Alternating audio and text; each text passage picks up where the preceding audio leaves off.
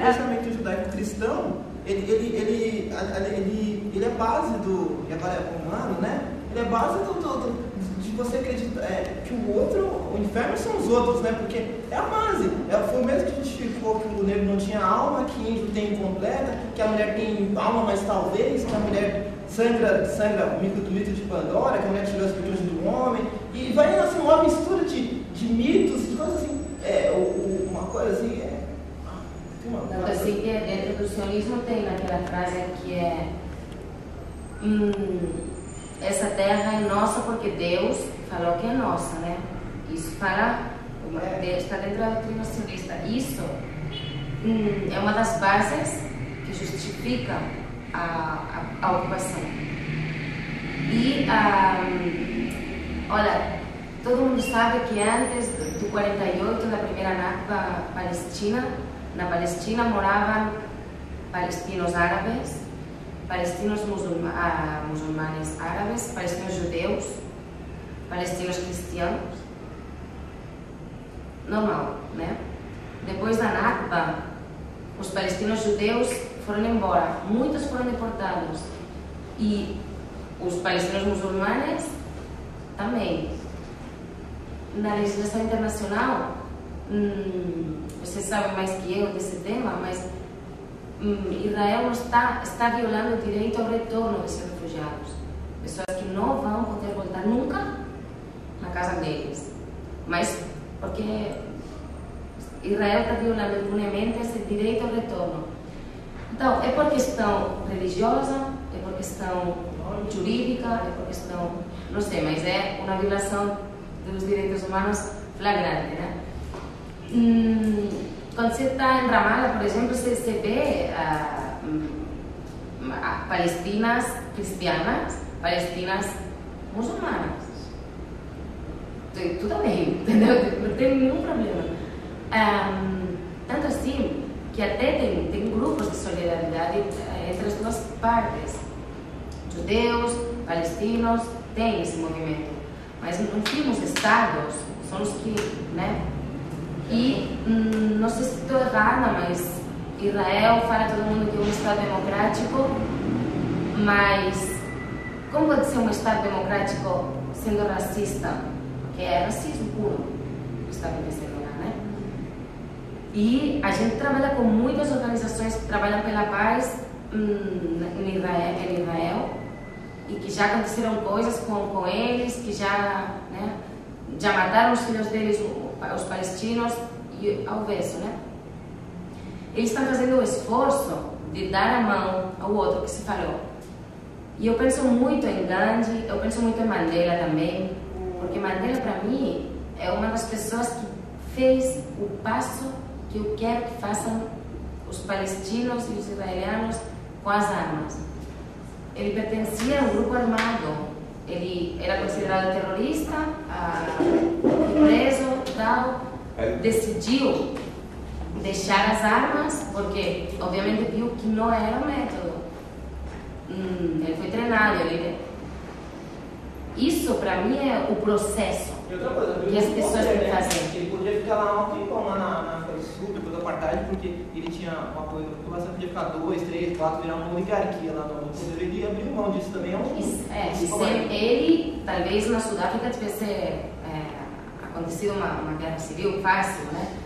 Esse tipo de processos são os que a gente quer construir, né? Que a gente quer fazer.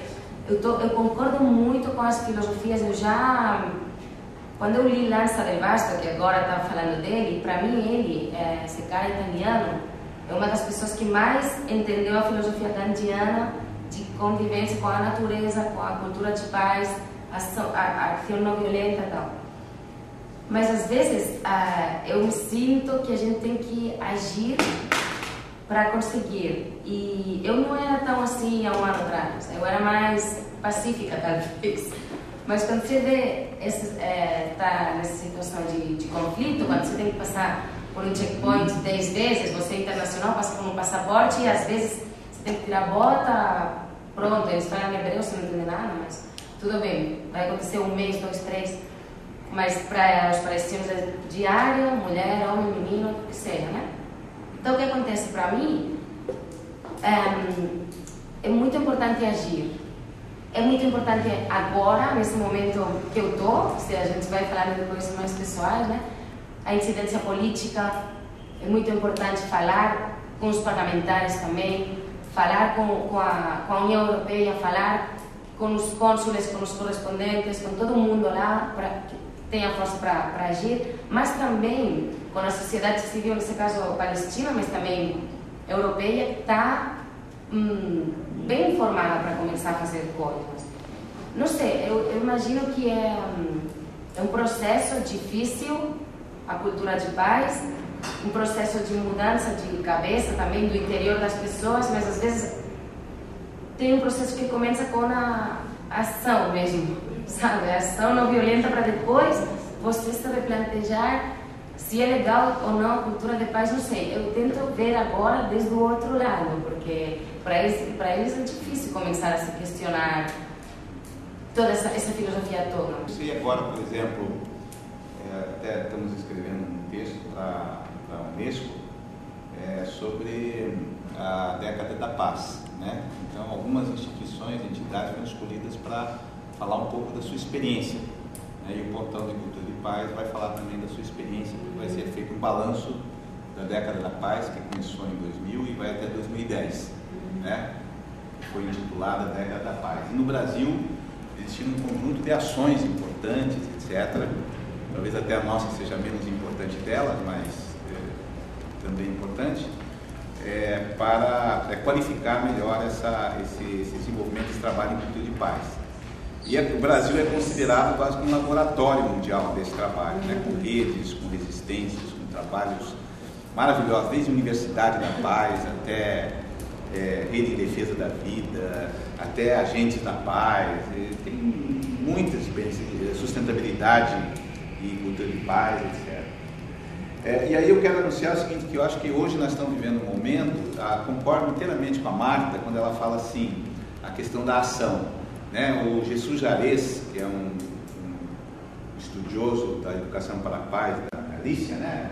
Cadê ele, né? Da Galícia, já não está entre nós, ele falou que a cultura de paz se dá na ação, pela ação, com ação, para ação, etc, etc. Sempre, né, nessas relações que são construídas, que não são tão simples assim, né? Simplesmente, aqui é guerra, lá é paz, então, sabe? Então é justamente o território, por exemplo, onde se intervém, muitas vezes é muito complexo, você não sabe o que é, a gente imagina um território desse, né? Onde tudo é muito confuso, né? Os próprios palestinos, por exemplo, eles também são discriminadores, eles também são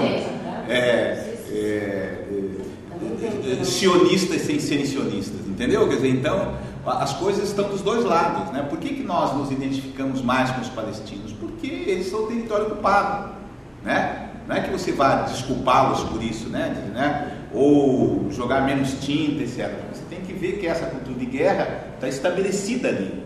E justamente a grande magia desse trabalho é como você ir desarmando as mentes de lado a lado para aproximá-los e encontrar soluções cada vez mais dentro do espírito da cultura de paz. Então, nesse sentido, as políticas públicas são importantíssimas, porque eu acho que hoje nós estamos passando de uma ação pedagógica de convencer, olha, a cultura de paz é importante, etc, etc, e das ações, para transformar essas ações em políticas públicas mais amplas, né?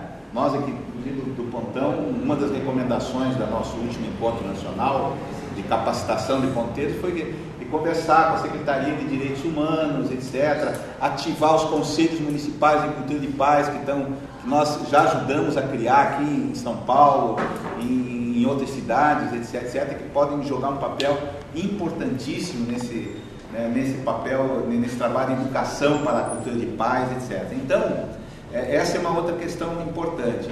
A outra é a questão das poéticas, né? Eu vejo assim a arte, as poéticas, não apenas como um instrumento, mas como um cenário onde que pode contribuir cada vez mais nessa aproximação, né?